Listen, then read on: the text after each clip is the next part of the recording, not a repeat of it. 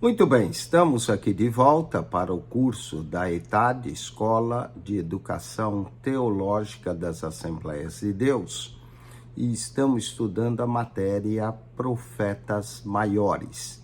Profetas Maiores é a quarta divisão do nosso Antigo Testamento. Primeiro vem o Pentateuco, depois os livros históricos, que vai de Josué até o livro de Esther. Ali nós temos 1000 anos da história de Israel. Depois temos os livros poéticos, de Jó a Cantares. E agora, profetas maiores, começando com o profeta Isaías, que é considerado o príncipe dos profetas. Depois temos Jeremias, as lamentações de Jeremias com a queda dos muros de Jerusalém. O profeta Ezequiel, que profetiza durante o cativeiro, e Daniel. Então, Isaías, Jeremias, Ezequiel e Daniel são os 4 profetas maiores. Maiores por quê? Porque o ministério deles foi mais longo, durou mais tempo, o conteúdo profético dos livros deles são maiores do que os outros, os menores, que vai de Oséias a Malaquias. Muito bem, que são os 12 profetas menores. Nessa matéria, nós estudamos na lição 1, a introdução dos profetas maiores, falando um pouco de cada um. Lição 2, 3, 4 e 5, ficamos no livro do profeta Isaías.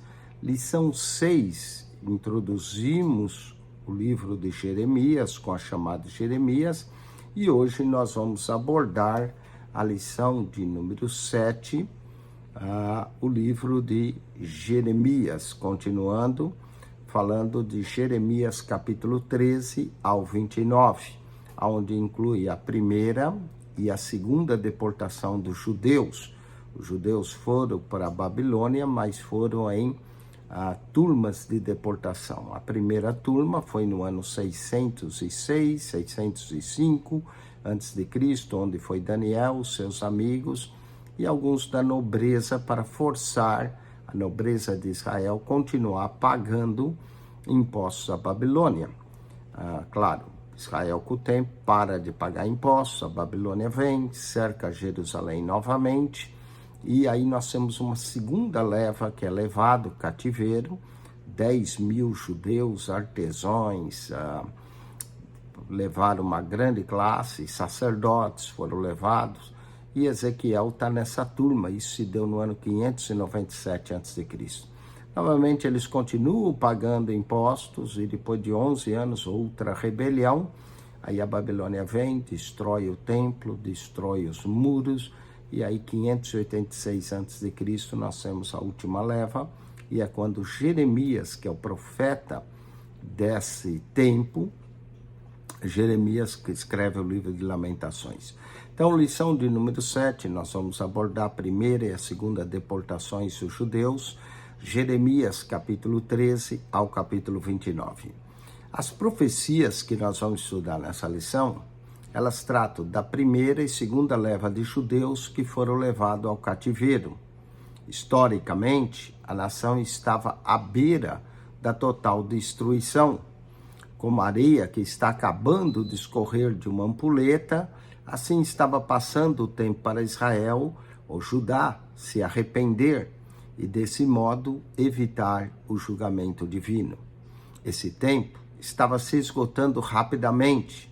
Apesar 2 levas de cativos terem apenas seguido para a Babilônia, os que permaneceram em Judá, Jerusalém, continuaram resistindo à vontade divina. Deus poderia ter executado o julgamento imediato sobre Judá, Israel, mas paciente prolongou a queda final, dando ao seu povo tempo e oportunidade para arrepender. Os 70 anos de cativeiro começaram com a primeira deportação dos judeus, em 606 a.C. Esse pequeno grupo era composto de descendentes da casa real, como narrado no livro do profeta Daniel. Aqueles cativos eram convidados de Nabucodonosor. Seu plano era, através dessa prática, desmotivar uma nova rebelião contra a Babilônia. Jeremias usou a partida deles como uma demonstração ligada a um julgamento futuro. Ele via essa primeira deportação como a entrada de um pagamento eventualmente que teria de ser completado por causa do pecado, caso o povo não se arrependesse. Quando sentiu que chegaria o tempo para o arrependimento do povo, Jeremias enviou uma mensagem especial ao rei Joaquim, uma cópia dos primeiros capítulos dessa profecia. O rei respondeu lançando o rolo ao fogo. Seguiu-se, então, uma nova revolta do rei, que resultou num segundo ataque da Babilônia e uma segunda deportação. O rei Joaquim morreu durante aquele cerco. Entretanto, seu filho, o profeta Ezequiel, e 10.000 outros cativos foram levados e transportados para a Babilônia por causa da revolta levada a efeito pelo rei. Nesta lição, estudaremos as profecias de Jeremias concernente a essas duas deportações. E isso nos levará no momento final da grande deportação, quando Jerusalém foi destruída, o templo, os muros e a zona rural deixada deserta. Vamos então ao esboço dessa lição de número 7, onde a primeira coisa que vamos estudar é a primeira deportação. Depois falaremos de um povo sem esperança. Trataremos no texto 3 a segunda deportação, o texto 4 a mensagem para os líderes e o texto 5 a mensagem do jugo. Jeremias até coloca um jugo sobre o seu pescoço para demonstrar isso. Vamos ao texto 1, a primeira deportação. Jeremias, capítulo 25 a 36, lembra que nós falamos que o livro de Jeremias não está em ordem cronológica, então 25 a 36, ele não está escrito em ordem cronológica, mas o tempo de certos eventos é claramente assinalado no livro. Quando nós lemos, percebemos isso. Uma data muito importante, regularmente citada, é o ano 4 de Joaquim. Joaquim começa a reinar no ano 609, o ano 4 corresponde a 605, alguns 606. Você pode ler isso, Jeremias capítulo 25, verso 1, Jeremias 36, 1 e Jeremias 45, 1. Sempre esses capítulos começam com a menção de qual era o ano do rei. E Jeremias 46, 2. O ano 4 desse reinado de Joaquim corresponde ao ano 605 a.C. ou 606, depende da cronologia como ela é contada. Essa é uma das datas mais importantes registrada na Bíblia, visto que aqui marca o começo do cativeiro na Babilônia. Nesse quarto ano de Joaquim, a Babilônia ficou como estado suzerano, ou seja, que dominava, e fez de Judá um estado escravo, ou seja, o estado suzerano era a Babilônia, o estado vassalo era Judá, e tomou os filhos de todas as famílias nobres de Jerusalém como reféns.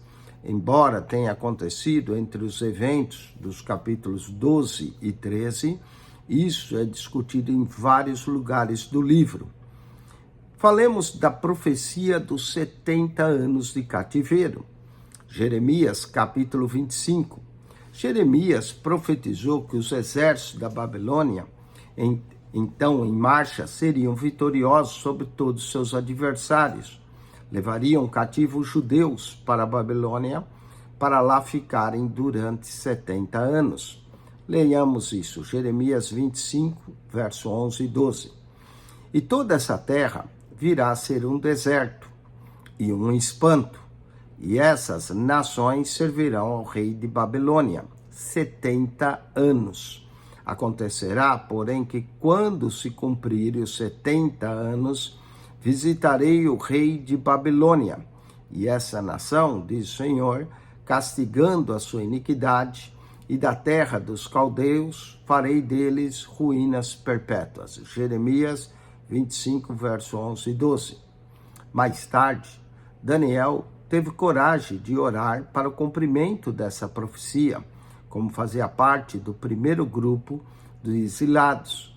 Ele podia calcular com facilidade quando se completaria precisamente 70 anos. No primeiro ano do seu reinado Dario, eu, Daniel, entendi pelos livros que o número dos anos de que falara o Senhor ao profeta Jeremias, em que havia de cumprir as desolações de Jerusalém, era 70 anos. Daniel 9, 2. Falemos do exílio. O exílio começou em 606 a.C. A Babilônia atacou Judá e facilmente a subjugou. Jeremias 46, verso 2. Para assegurar a lealdade do rei Jeoaquim, Nabucodonosor levou como refém um grande número de jovens da família mais destacada. Isso se deu no ano 605 a.C. A Babilônia derrotou o Egito na famosa Batalha de Carquemes, tornando-se mais fácil manter agora o jugo opressor sobre Judá, que até então era vassalo do Egito. Jeoaquim escapou por pouco de ser também levado como refém. Ele foi preso em correntes de bronze, com o intento de ser levado para a Babilônia. Mas em vez disso foi solto para reassumir sua posição como rei vassalo, isto é, rei submisso. Você pode ler isso, segundo Crônicas 36, 6. Durante a tomada de Jerusalém pelos babilônios, o templo foi saqueado e todos os tesouros do templo levados para a Babilônia, a fim de decorar esses templos pagãos. Isso foi o cumprimento das profecias que Jeremias proferira em sua mensagem ao templo, em 2 Reis 24, verso 13. A mensagem divina é queimada. Jeremias, capítulo 36, com horror e tristeza da primeira deportação, ainda vividos na mente do povo, Jeremias achou que seria boa hora oportuna para falar de arrependimento.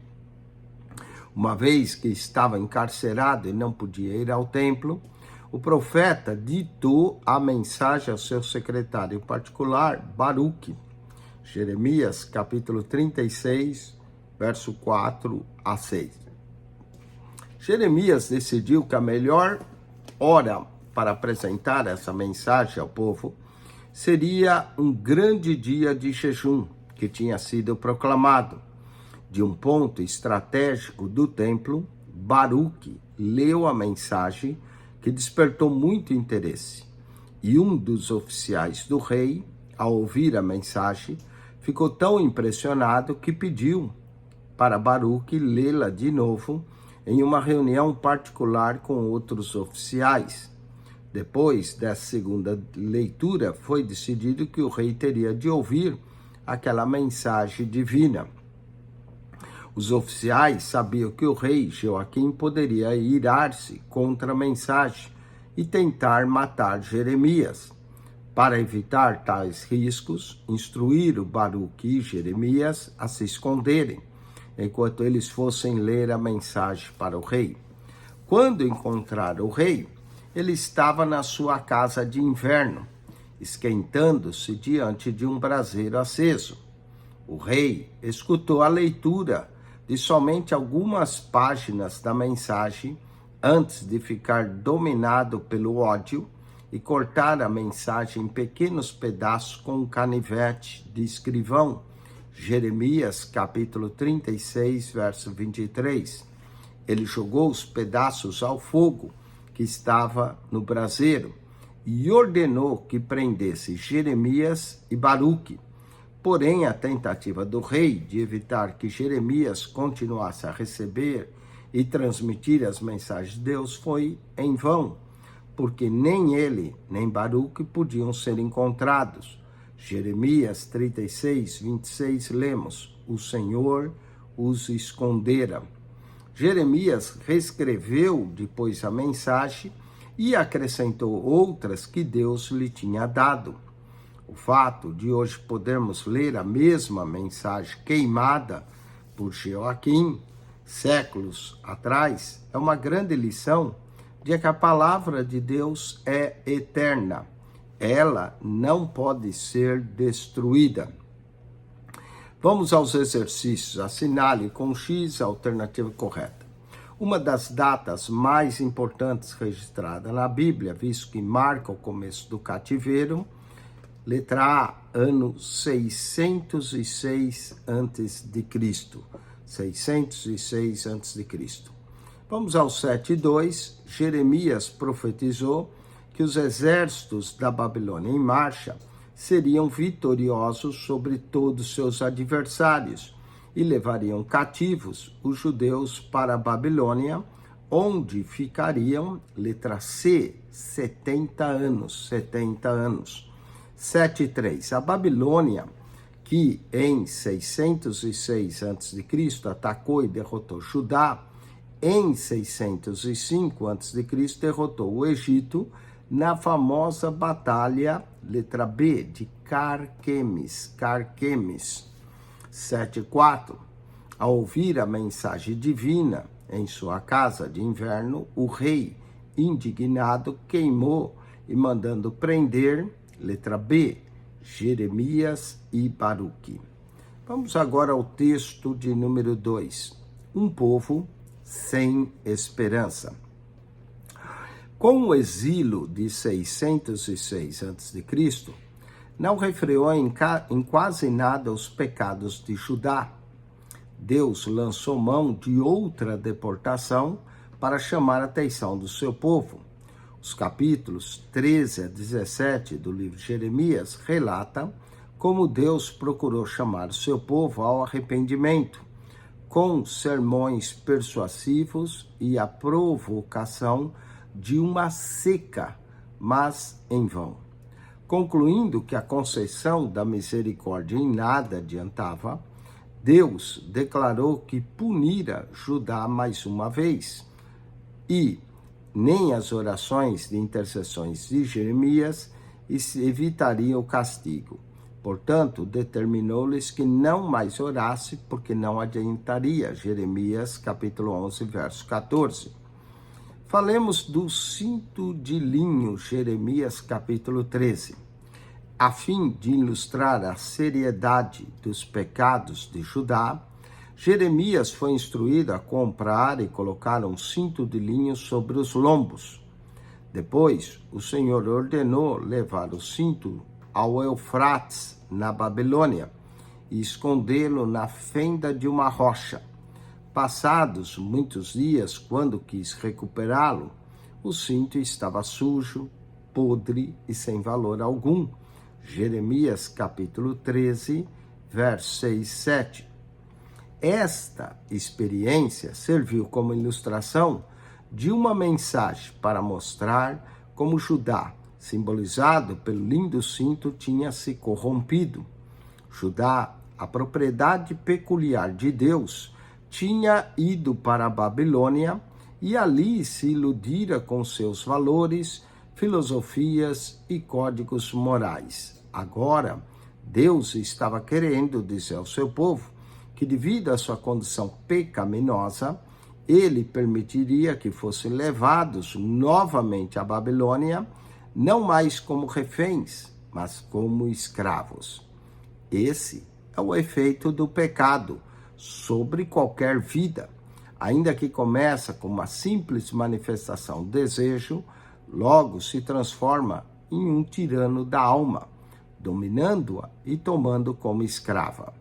Duas ilustrações famosas são apresentadas no final do capítulo 13, os quais descrevem os hábitos pecaminosos arraigados em Judá, que resultaram no seu exílio na Babilônia. Observe, cada uma dessas ilustrações representa vividamente o pecado. como parte da própria natureza de Judá, que fora totalmente escravizada pelo pecado. Porventura, Jeremias 13, 23, porventura pode o etíope mudar a sua pele? Ou o leopardo as suas manchas? Então podereis vós fazer o bem, sendo ensinados a fazer o mal? Vamos agora a Jeremias capítulo 17, esperança para o indivíduo. Embora Judá como nação estivesse condenada ao julgamento, Deus aceitaria com alegria o arrependimento de qualquer indivíduo judeu que quisesse confiar nele para a sua salvação. Esse é um tema importante do livro de Jeremias, que enfatiza constantemente a responsabilidade individual pelo pecado e pela salvação. O capítulo 17 do livro do profeta Jeremias registra a ilustração apresentada por Deus a respeito daqueles que confiam em si mesmo para a salvação, em contraposição àqueles que confiam no Senhor. Jeremias capítulo 17, versos 5 a 9. O homem que confia em si mesmo é semelhante ao arbusto do deserto, que morre por falta de água. O homem que confia no Senhor para a sua salvação é comparado a uma árvore plantada à beira de um rio, que está sempre verde. Finalmente, Deus admoesta cada um a não fazer simplesmente o que o coração lhe diz, por ser este muito enganoso. Em vez disso, cada pessoa deve viver inteiramente para Deus, que recompensará a cada um de acordo com as suas obras. Jeremias, capítulo 17, verso 9 e 10 diz: enganoso é o coração, mais do que todas as coisas, e perverso, quem o conhecerá? Eu, o Senhor, esquadrinho o coração do povo e os rins, e isto para dar a cada um segundo os seus caminhos e segundo o fruto das suas ações. Jeremias, capítulo 17, verso 9 e 10. Vamos agora aos exercícios do texto 2. Marque C para certo e E para errado. 7.5. Os capítulos 13 a 17 do livro de Jeremias relata como Deus procurou chamar seu povo ao arrependimento, com sermões persuasivos e a ocorrência de uma seca, mas em vão. Certo, 7.5, certo. 7.6. Jeremias levou à Babilônia um cinto de linho e ali o escondeu. Mais tarde, ao tentar recuperá-lo, viu que o cinto estava sujo, podre e sem valor. 7.6, certo. Essa é a mensagem do capítulo 13 de Jeremias. Certo.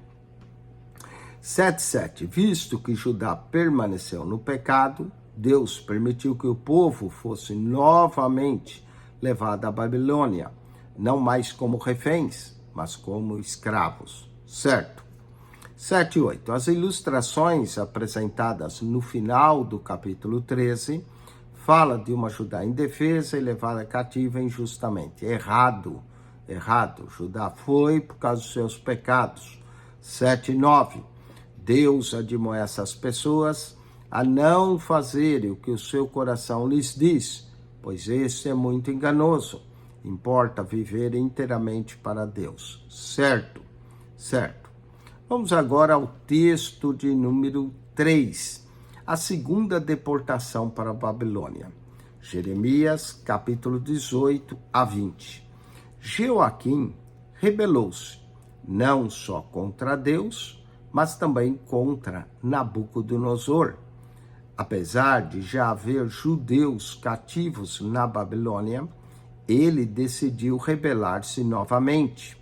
Pensou que se deixasse de pagar tributos à Babilônia, não seria punido, já que Nabucodonosor estava envolvido em muitas outras guerras e possivelmente não teria tempo para se preocupar com Judá. A estratégia funcionou há alguns anos, mas em 598 a.C., Nabucodonosor voltou para punir Judá. Assim, teve lugar a segunda deportação. Nessa aqui, nós vamos encontrar um capítulo bem conhecido de Jeremias. Jeremias, capítulo 18, que fala do oleiro e o barro. Próximo à época do cerco de Jerusalém, que se deu em torno de 598 a.C., Deus ordenou a Jeremias ir à casa do oleiro, onde ele entregaria uma mensagem a Judá, representada por um vaso de barro. A mensagem foi comunicada num paralelo simbólico, em que o relacionamento de Deus com Judá é comparado ao relacionamento do oleiro com o barro. Enquanto o oleiro dava forma ao vaso de barro, este estragou-se em suas mãos. O oleiro amassou de novo o barro e refez o vaso, como bem lhe pareceu. Do mesmo modo, Deus encontrara sua obra de arte, Judá, deformada pelo pecado. Se Judá fosse moldada por suas mãos, ele poderia mudá-la de acordo com seus planos de justiça e de paz. Entretanto, o povo escolheu endurecer o coração como argila que é cozida no forno. Se Judá houvesse submetido à vontade divina, Deus poderia ter anulado o julgamento que determinara. Ao invés disso, o povo escolheu seguir sua teimosia, recusando ser moldável nas mãos de Deus. A triste resposta de Judá foi: não há esperança, porque andaremos segundo as nossas imaginações, e cada um fará segundo o propósito do seu mau coração. Jeremias, capítulo 18, verso de número 12. Observe o seguinte, no verso 10, o capítulo 18, afirma que Deus poderia se arrepender. Isto não tem sentido de culpa ou erro da parte de Deus. Ao contrário, a palavra, que significa literalmente uma mudança da sua parte, ou atos decretados por causa da mudança espiritual entre os homens e o seu modo de viver e agir. Se Judá tivesse voltado arrependido, o julgamento pronunciado por Deus tornar-se-ia desnecessário. Esse é o chamado arrependimento de Deus, que alguns não entendem e torcem o sentido da palavra. Vamos a Jeremias, capítulo 19. O vaso é quebrado.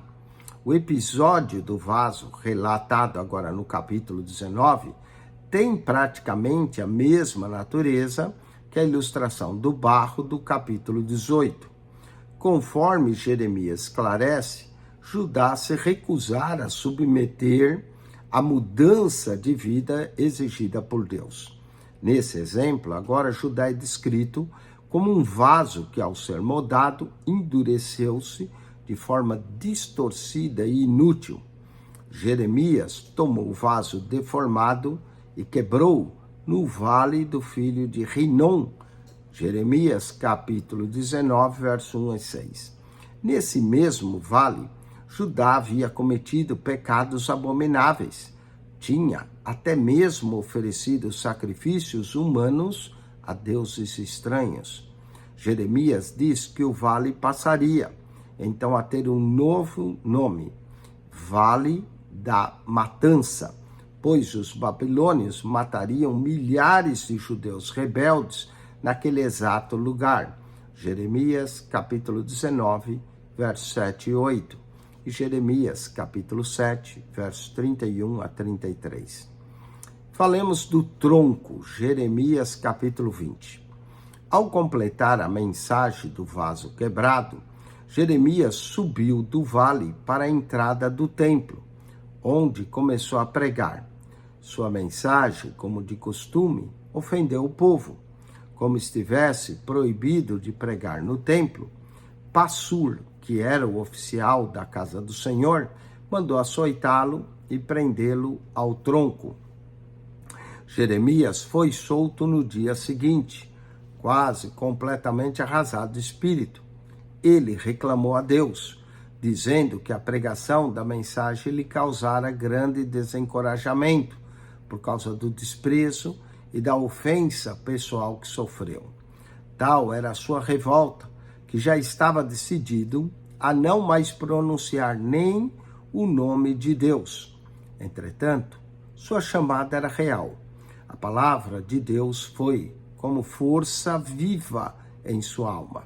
Assim, logo ele voltou a pregar a mensagem divina. Jeremias capítulo 20, verso 9. Falemos do exílio, Jeremias ainda capítulo 20. Logo após a entrega dessas mensagens, Jerusalém foi sitiada e dominada pelo exército da Babilônia por mais de um ano. Durante esse tempo, o perverso rei Jeoaquim morreu e seu corpo foi lançado fora do portão da cidade sem um funeral decente, como se fosse a carcaça de um jumento. Jeremias capítulo 22, verso 19.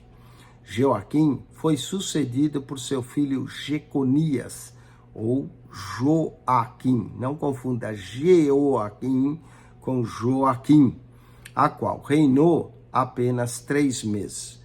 Quando o cerco terminou numa batalha, ele e sua mãe foram levados à Babilônia, junto com aproximadamente 10.000 outros judeus.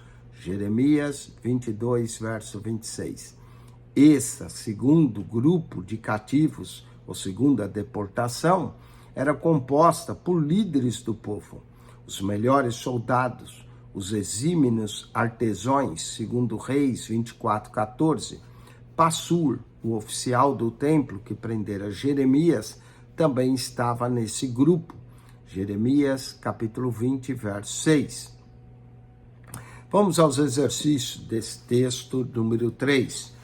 Jeoaquim rebelou-se não só contra Deus, mas também contra, letra C, Nabucodonosor.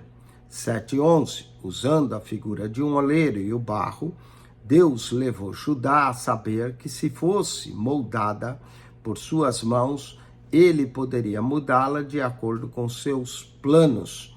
Letra A, de justiça e paz. Justiça e paz. Vamos agora ao texto 4, a mensagem para os líderes. Jeremias, capítulo 22 ao capítulo 24. No final da segunda deportação, Deus novamente enviou sua mensagem a proclamar a liberdade através da submissão. Jeremias tentou explicar ao povo que o domínio babilônico fazia parte do plano de Deus para erradicar da terra a idolatria.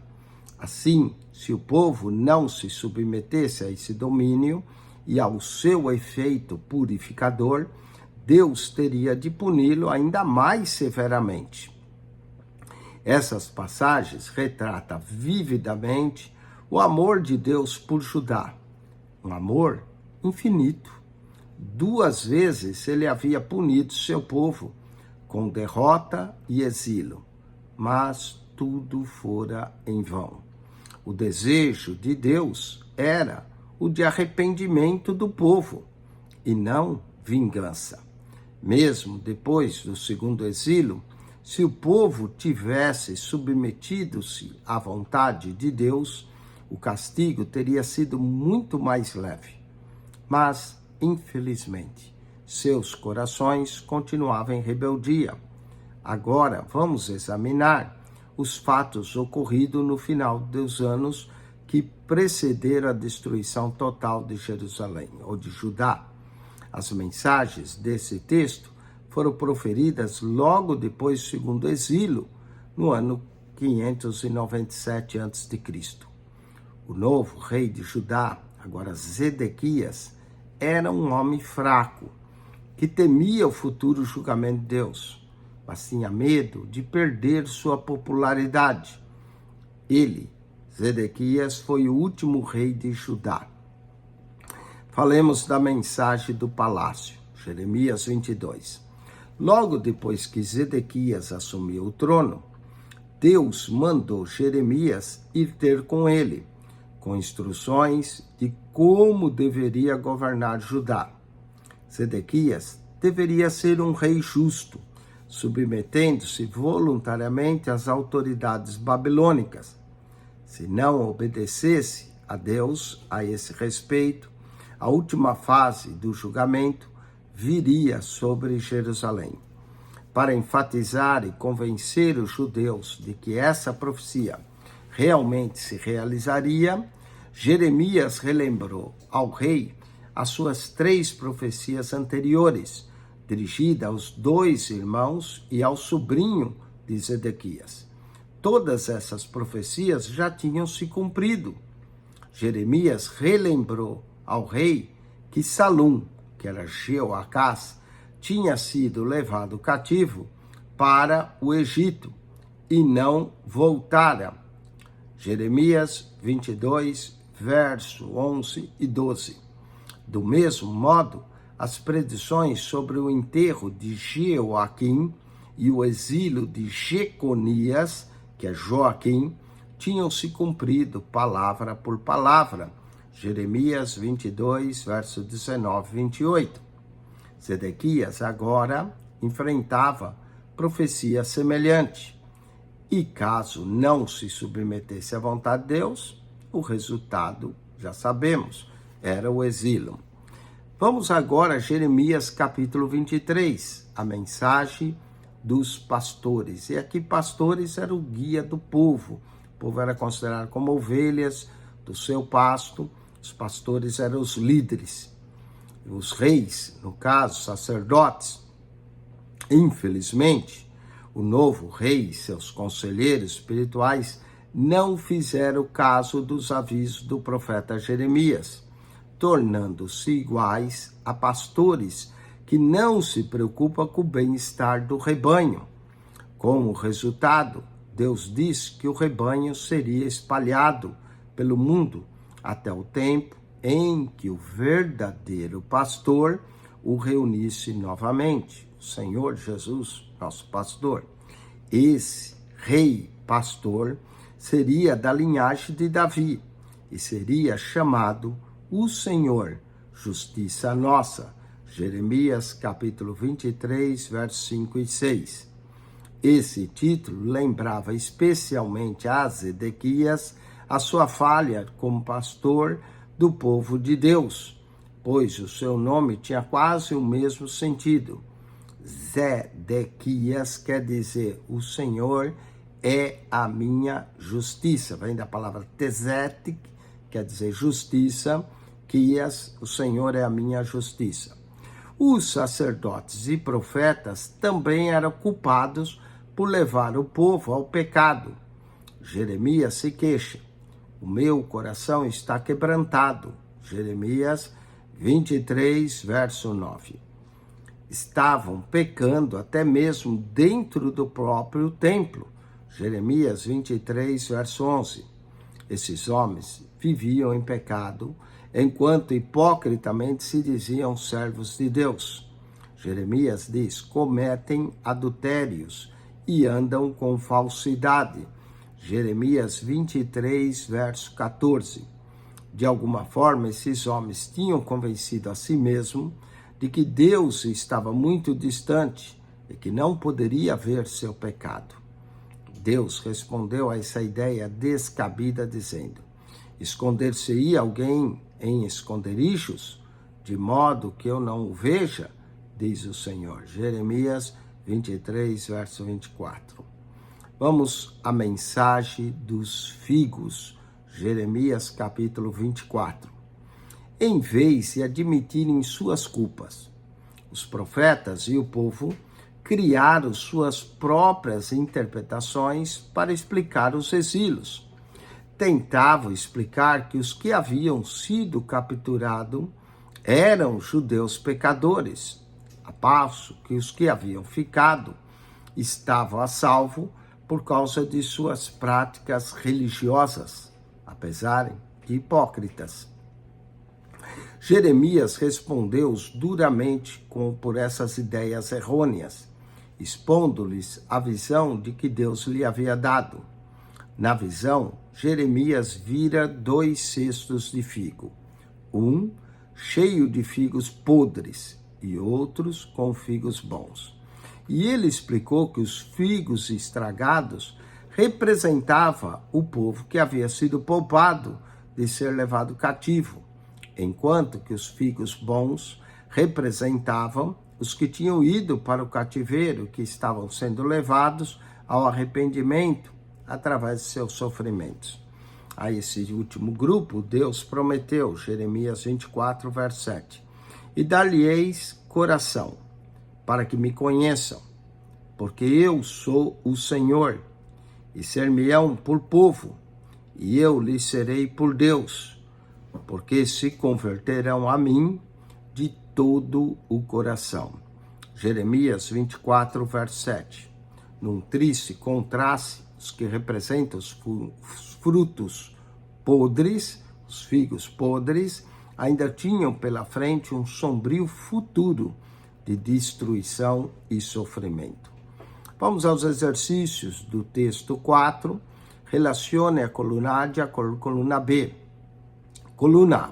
Jeremias tentou explicar ao povo que o domínio babilônico era parte do plano de Deus para, aqui, letra B, erradicar da terra a idolatria. Erradicar da terra a idolatria. 7:13. Rei de Judá, um homem fraco que temia o futuro julgamento de Deus. Letra D, Zedequias. 7:14. Quis Deus que Zedequias fosse um rei justo, submetendo-se voluntariamente às autoridades. Letra A, babilônicas. 7:15. Deus prometeu um verdadeiro pastor, rei pastor da linhagem de Davi, a ser chamado, letra E, Senhor justiça nossa. Senhor justiça nossa. 7:16. Os judeus que foram para o cativeiro foram apontados por Deus como os, letra C, figos bons, e os que ficaram os podres, não é?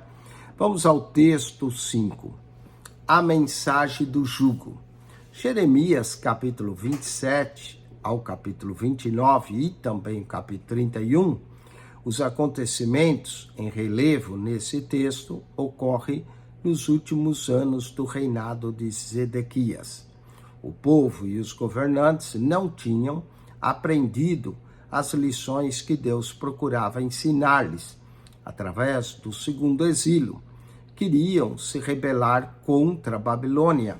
Novamente, nessa época, emissários de país vizinho chegaram a Judá para discutir planos de revolta. Jugo leve ou pesado. Jeremias, capítulo 27, capítulo 28. Para ilustrar a vontade de Deus para com Judá, Jeremias apareceu em público usando no pescoço um jugo leve de madeira. Ele queria enfatizar a importância da submissão ao castigo de Deus e avisar os emissários sobre o desastre iminente. As ações de Jeremias embaraçavam os falsos profetas judeus, que pregavam mensagens de paz e vitória imediata. Ananias, um desses falsos profetas, dramaticamente quebrou o jugo de Jeremias e disse que a Babilônia seria vencida em 2 anos e libertaria todos os cativos para voltarem a Judá. Podemos bem imaginar que a multidão aplaudiu entusiasticamente essa mensagem, enquanto ridicularizou Jeremias e a sua profecia de destruição. Entretanto, Jeremias não ficou sem resposta. Logo em seguida a esse episódio, ele profetizou que por ter rejeitado o jugo leve, o povo agora teria um jugo pesado, de ferro.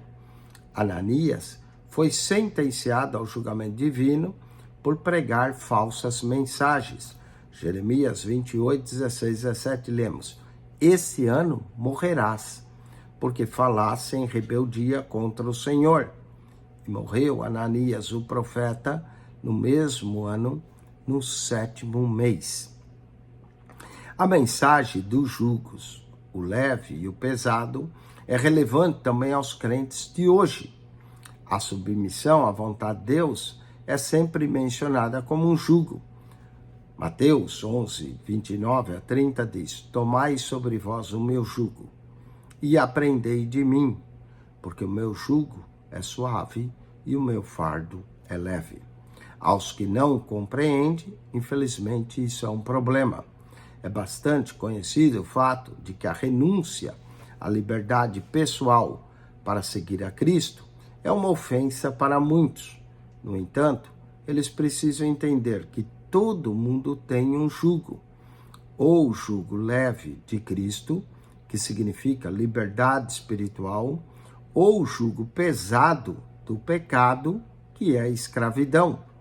Lamentações 1,14, lemos: O jugo das minhas transgressões está atado pela sua mão.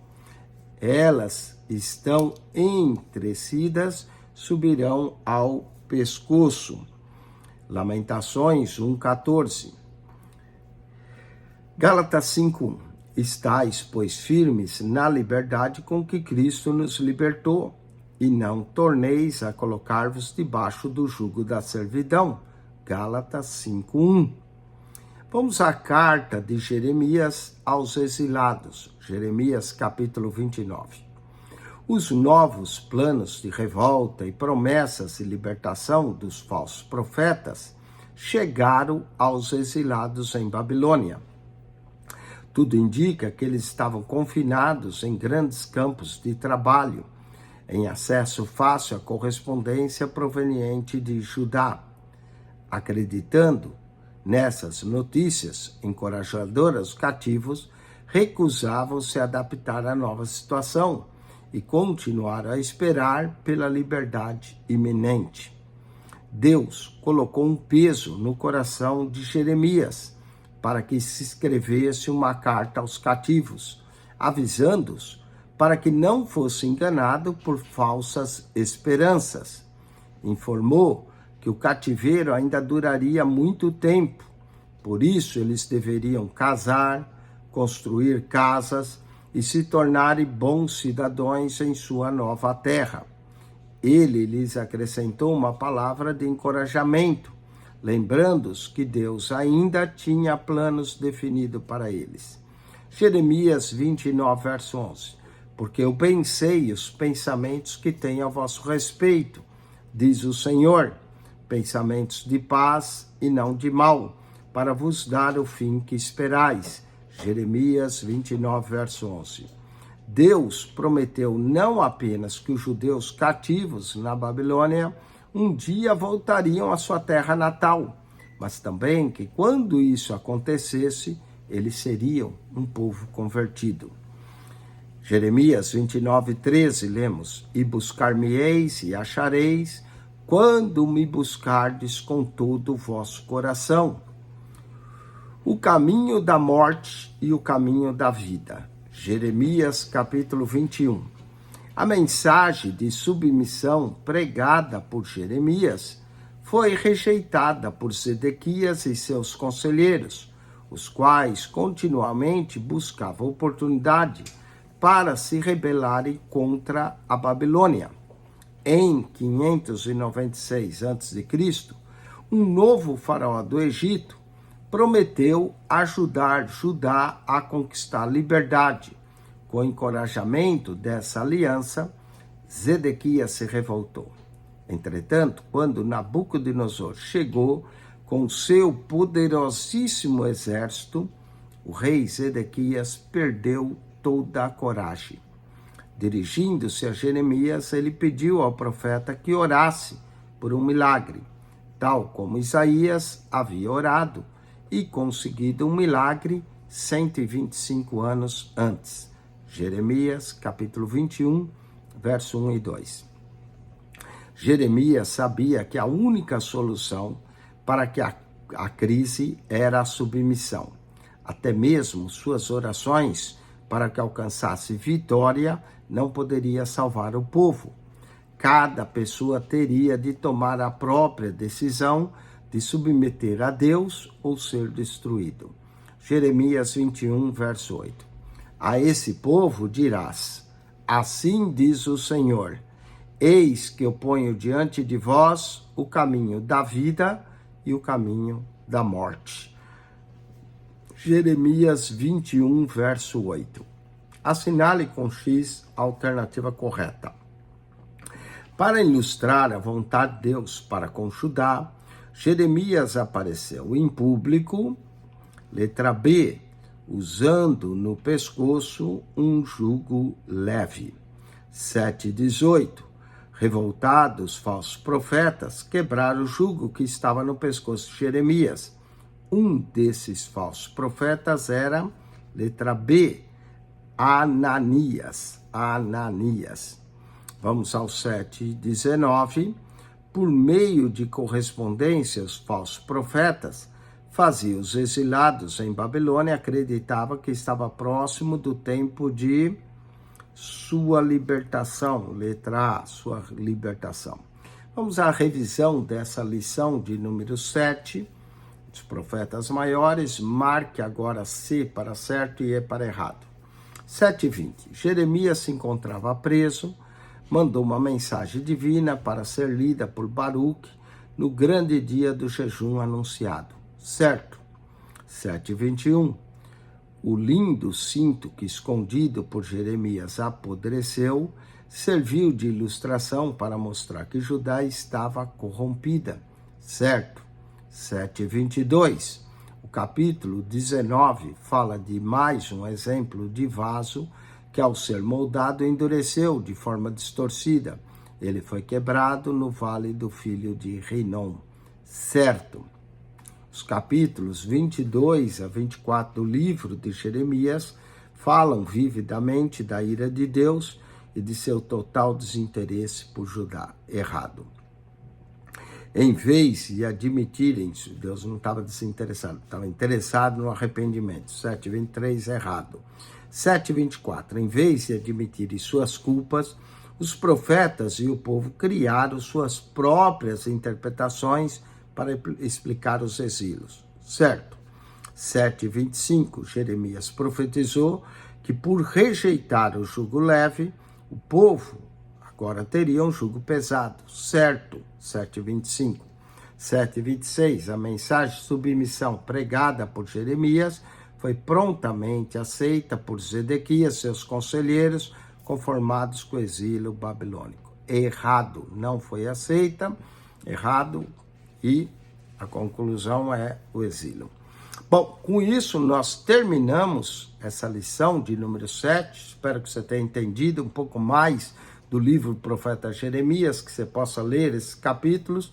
Se você não é aluno da ITAD e gostaria de ser, após assistir essa aula, entre em contato conosco, faremos a sua matrícula. A aula é pelo canal do YouTube. O aluno tem acesso à plataforma digital, o aluno que se matricula, e também vai ter acesso ao WhatsApp do aluno para poder fazer os seus testes e adquirir sua avaliação. PR Eugênio Piacentini, o canal da Bíblia, subscreva, queira entrar nesse canal para aprender mais da palavra de Deus, pode assistir as aulas gratuitamente, e se você deseja ser aluno para adquirir uma avaliação, um certificado de conclusão, entre em contato conosco. Deus abençoe. O aluno da ITAD agora pode tirar 10, 15 minutos, e nós vamos voltar com a lição de número 8, continuando o estudo do livro do profeta Jeremias.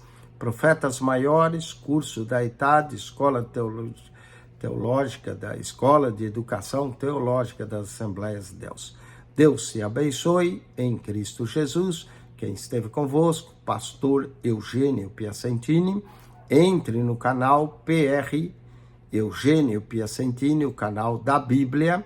Ali você, ao entrar, clique no playlist, vai encontrar 235 pastas com mais 6.600 vídeos. Se você descer na primeira pasta, lá embaixo, a primeira de todas, Evangelho de Mateus. De Mateus ao Apocalipse, todo o Novo Testamento comentado, explicado para você. De Gênesis a Malaquias, todo o Antigo Testamento comentado, explicado para você. Ou seja, as primeiras 70 pastas do nosso canal, você tem toda a Bíblia ali. Depois nós temos outras pastas, como a Bíblia, onde lemos a Bíblia para você.